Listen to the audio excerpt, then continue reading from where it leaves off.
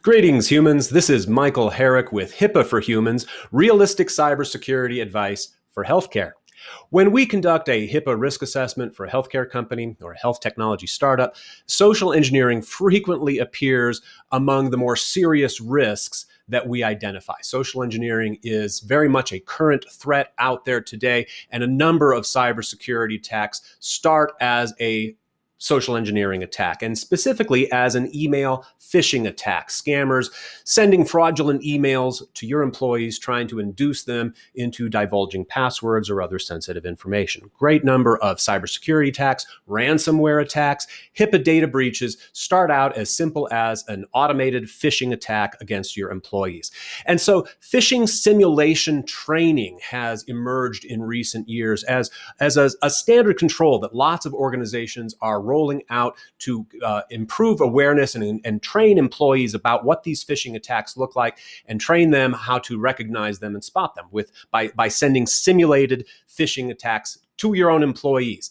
In fact, the recent revision to the NIST cybersecurity guidelines, NIST 853, revision number 5, rolled out new controls for specifically phishing simulation to help improve security awareness and improve employee awareness of these phishing attacks. And I think it's a great tool to include as part of your arsenal to protect yourself from all of these threats that are out there, with one caveat.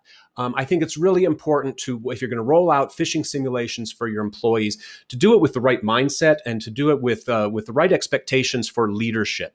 I was recently on a webinar where we were talking about phishing simulations, and somebody chimed in and said, very proudly, we have a name and shame policy. When somebody falls for a phishing attack, we print it out and we put it on the employee bulletin board in the break room, and we call them out on it to hold them accountable. I can't think of anything more counterproductive to a collaborative security culture at an organization than trying to shame and discipline employees when they fall for a phishing attack that we sent to them. I think there's nothing more unfair to our employees to treat them like that.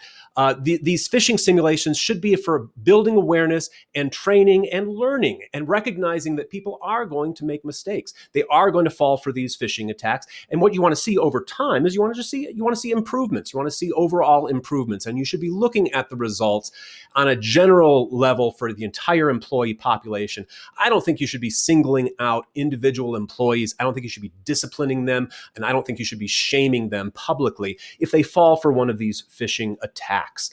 What you really want to be encouraging people to take this stuff seriously and be willing to report security incidents that they become aware of. When you have a culture of shaming employees for making mistakes, you're creating a culture where people are going to sweep security incidents under the rug and not report them. That's going to be a big problem for you when you've got employees who are trying to cover up security incidents at your organization. So think about that as you're rolling out tools like phishing simulations to help your employees, to support them, and to create a culture of psychological safety where everybody feels comfortable, everybody feels committed to your security program, wants to cooperate, collaborate, and report security incidents when they become aware of them.